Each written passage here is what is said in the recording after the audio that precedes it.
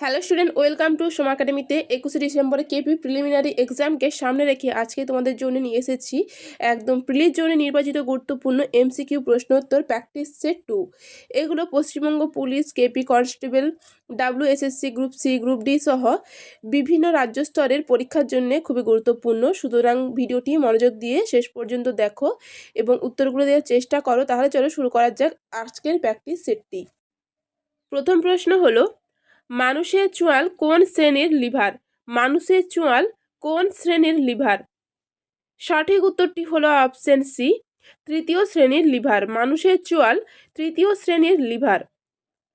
পরের প্রশ্ন হলো, প্রথম মহিলা হিসাবে প্যারা অলিম্পিকে পদক জিতেছেন কে? প্রথম মহিলা হিসাবে প্যারা অলিম্পিকে পদক জিতেছেন কে? সঠিক উত্তরটি হলো অপশন বি, দীপা মালিক। দীপা মালিক 2016 সালে রিও প্যারা অলিম্পিকে শর্ট পুট F53 ইভেন্টে রৌপ্য পদক জিতেছিলেন এবং তিনি প্যারা অলিম্পিক গেমসে পদকজয়ী প্রথম ভারতীয় মহিলা অ্যাথলিট হিসেবে ইতিহাস তৈরি করেছিলেন।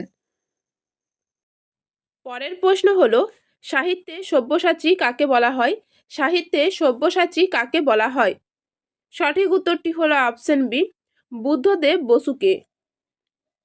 পরের প্রশ্ন হলো, ভারতের প্রথম মহিলা নির্বাচন কমিশনার কে ছিলেন? ভারতের প্রথম মহিলা নির্বাচন কমিশনার কে ছিলেন? সঠিক উত্তরটি হলো অপশন বি, রমা দেবী। তিনি 26শে নভেম্বর 1990 থেকে 11ই ডিসেম্বর 1990 পর্যন্ত ভারতের প্রথম মহিলা প্রধান নির্বাচন কমিশনার ছিলেন। পরের প্রশ্ন হলো, সুষম খাদ্যের উপাদান কয়টি? সুষম খাদ্যের উপাদান কয়টি? সঠিক উত্তরটি হলো অপশন সি, 6টি। সুষম খাদ্যের 6টি মূল উপাদান হলো শর্করা, প্রোটিন, স্নেহ পদার্থ বা ফ্যাট, ভিটামিন, খনিজ লবণ এবং জল। পরের প্রশ্ন হলো, সুন্দরবনকে রামসার সাইট হিসেবে ঘোষণা করা হয় কত সালে? সুন্দরবনকে রামসার সাইট হিসেবে ঘোষণা করা হয় কত সালে? সঠিক উত্তরটি হলো অপশন সি, 2019 সালে। 2019 সালে 30শে জানুয়ারি আন্তর্জাতিক গুরুত্বের ভিত্তিতে সুন্দরবনকে রামসার সাইট হিসেবে ঘোষণা করা হয়। পরের প্রশ্ন হলো, উলার হ্রদ কোথায় অবস্থিত? উলার হ্রদ কোথায় অবস্থিত? সঠিক উত্তরটি হলো অপশন বি, জম্মু ও কাশ্মীরে। উলার হ্রদ ভারতের জম্মু ও কাশ্মীরের বড় হ্রদগুলির মধ্যে অন্যতম। পরের প্রশ্ন হলো, অলিম্পিকে প্রথম কবে নারীরা অংশগ্রহণ করেন? অলিম্পিকে প্রথম কবে নারীরা অংশগ্রহণ করেন? সঠিক উত্তরটি হলো অপশন সি, 1900 সালে। 1900 সালের প্যারিস অলিম্পিকে প্রথম মহিলা ক্রীড়াবিদরা গল্ফ এবং টেনিসে অংশগ্রহণ করেছিলেন। পরের প্রশ্ন হলো, পশ্চিমবঙ্গের রূপকার কাকে বলা হয়? পশ্চিমবঙ্গের রূপকার কাকে বলা হয়? সঠিক উত্তরটি হলো অপশন সি, বিধানচন্দ্র রায়কে। পশ্চিমবঙ্গের রূপকার বিধানচন্দ্র রায়কে বলা হয়। তিনি পশ্চিমবঙ্গ রাজ্যের দ্বিতীয় মুখ্যমন্ত্রী এবং বিশিষ্ট চিকিৎসক ছিলেন। পরের প্রশ্ন হলো, হুগলি জেলার সদর শহরের নাম কি? হুগলি জেলার সদর শহরের নাম কি? সঠিক উত্তরটি হলো অপশন সি, চুঁচুড়া।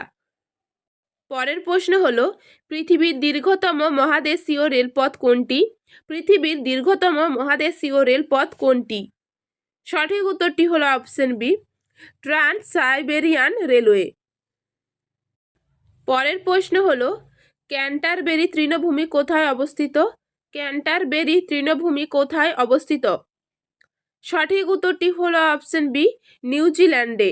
ক্যান্টারবেরি প্লেন্স নিউজিল্যান্ডের দক্ষিণ দ্বীপের একটি বিস্তৃত এবং উর্বর সমভূমি অঞ্চল। পরের প্রশ্ন হলো, ইলবার্ট বিল কত সালে প্রস্তাব করা হয়েছিল? ইলবার্ট বিল কত সালে প্রস্তাব করা হয়েছিল? সঠিক উত্তরটি হলো অপশন এ, 1883 সালে। ইলবার্ট বিল ভাইসরয় রিপনের আমলে প্রবর্তিত হয়েছিল এবং লিখেছিলেন স্যার কোলটেনে ফার্গিন, এবং এই ইলবার্ট বিলের উদ্দেশ্য ছিল ভারতীয় বিচারকদের ইউরোপীয় ব্যক্তিদের বিচার করার ক্ষমতা দেয়া। পরের প্রশ্ন হলো, পশ্চিমবঙ্গের প্রথম মহিলা রাজ্যপালকে? পশ্চিমবঙ্গের প্রথম মহিলা রাজ্যপালকে? সঠিক উত্তরটি হলো অপশন সি, পদ্মজা নাইডু। স্বাধীনতা সংগ্রামী এবং সরোজিনী নাইডুর কন্যা পদ্মজা নাইডু 1956 থেকে 1967 সাল পর্যন্ত পশ্চিমবঙ্গের প্রথম মহিলা রাজ্যপাল ছিলেন। পরের প্রশ্ন হলো, ভারতের প্রবেশদ্বার বা গেটওয়ে অফ ইন্ডিয়া কোন শহরকে বলা হয়? ভারতের প্রবেশদ্বার বা গেটওয়ে অফ ইন্ডিয়া কোন শহরকে বলা হয়? সঠিক উত্তরটি হলো অপশন সি, মুম্বাইকে। পরের প্রশ্ন হলো, সর্দার সরোবর বাঁধ কোন নদীর উপর অবস্থিত? সর্দার সরোবর বাঁধ কোন নদীর উপর অবস্থিত? সঠিক উত্তরটি হলো অপশন সি, নর্মদা। এটি গুজরাটে নর্মদা নদীর উপর অবস্থিত ভারতের অন্যতম বৃহৎ বাঁধ। পরের প্রশ্ন হলো, লোকটাক হ্রদ কোন রাজ্যে অবস্থিত? লোকটাক হ্রদ কোন রাজ্যে অবস্থিত? সঠিক উত্তরটি হলো অপশন বি, মণিপুরে। এটি উত্তর পূর্ব ভারতের মণিপুর রাজ্যে অবস্থিত বৃহত্তম স্বাদু জলের হ্রদ। পরের প্রশ্ন হলো, মৌলিক কর্তব্যগুলি সংবিধানের কোন অনুচ্ছেদে উল্লেখ রয়েছে? মৌলিক কর্তব্যগুলি সংবিধানের কোন অনুচ্ছেদে উল্লেখ রয়েছে? সঠিক উত্তরটি হলো অপশন সি, অনুচ্ছেদ 51 এতে। 42তম সংশোধনীর মাধ্যমে 1976 সালে এই মৌলিক কর্তব্যগুলো ভারতীয় সংবিধানে যুক্ত করা হয় এবং বর্তমানে ভারতীয় সংবিধানে মৌলিক কর্তব্য 11টি রয়েছে। পরের প্রশ্ন হলো, বায়ু শক্তি উৎপাদনে কোন রাজ্য প্রথম স্থান অধিকার করেছে? বায়ু শক্তি উৎপাদনে কোন রাজ্য প্রথম স্থান অধিকার করেছে? সঠিক উত্তরটি হলো অপশন বি, তামিলনাড়ু। বহু বছর ধরে তামিলনাড়ু ভারতের সর্বোচ্চ বায়ু শক্তি উৎপাদনকারী রাজ্য এবং সাম্প্রতিক তথ্য অনুসারেও তামিলনাড়ু এখনও শীর্ষস্থানে রয়েছে। পরের প্রশ্ন হলো, হোম রুল লীগের প্রধান নেত্রী কে ছিলেন? হোম রুল লীগের প্রধান নেত্রী কে ছিলেন? সঠিক উত্তরটি হলো অপশন বি, অ্যানি বেসান্ত। 1916 সালে ভারতীয় হোম রুল আন্দোলনের প্রধান নেতৃত্ব দিয়েছিলেন অ্যানি বেসান্ত এবং বাল গঙ্গাধর তিলক। পরের প্রশ্ন হলো, ভারতে প্রথম রেলপথ তৈরি করা হয়েছিল কোন রাজ্যে? ভারতের প্রথম রেলপথ তৈরি হয়েছিল কোন রাজ্যে? সঠিক উত্তরটি হলো অপশন বি, মহারাষ্ট্রে। 1853 সালে বোম্বে থেকে থানে পর্যন্ত ভারতের রেলপথ তৈরি করা হয়েছিল। পরের প্রশ্ন হলো, কোন দেশ সবচেয়ে প্রথম জিএসটি চালু করেছিল? কোন দেশ সবচেয়ে প্রথম জিএসটি চালু করেছিল? সঠিক উত্তরটি হলো অপশন সি, ফ্রান্স। ফ্রান্স 1954 সালে বিশ্বে প্রথম জিএসটি চালু করেছিল। পরের প্রশ্ন হলো এবং কারেন্ট অ্যাফেয়ার্সের খুবই গুরুত্বপূর্ণ প্রশ্ন হলো, 2026 সালের শীতকালীন অলিম্পিক অনুষ্ঠিত হবে কোথায়?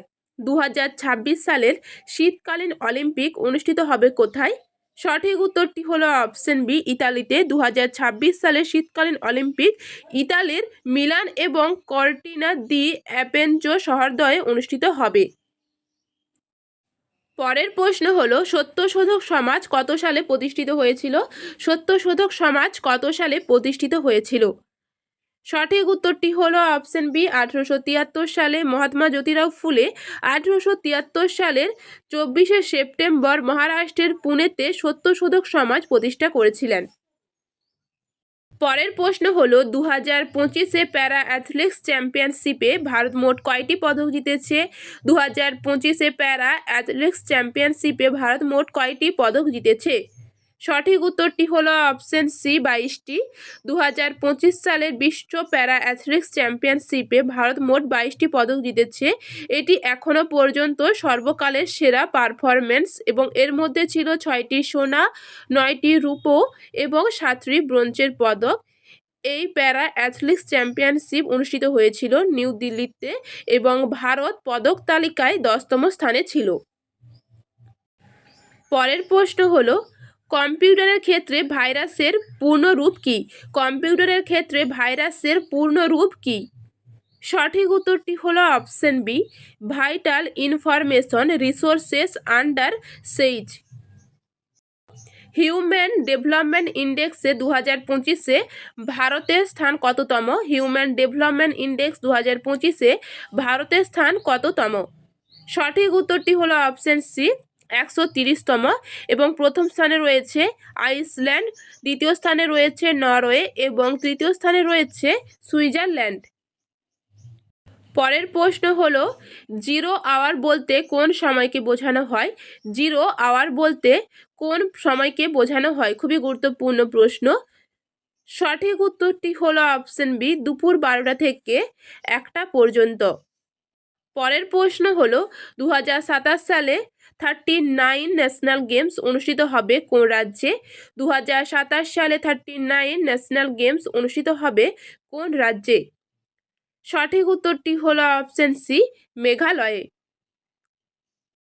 পরের প্রশ্ন এবং আজকে শেষ প্রশ্ন হলো মানবদেহে মোট কত জোড়া প্রধান লালাগ্রন্থি থাকে? মানবদেহে মোট কত জোড়া প্রধান লালাগ্রন্থি থাকে?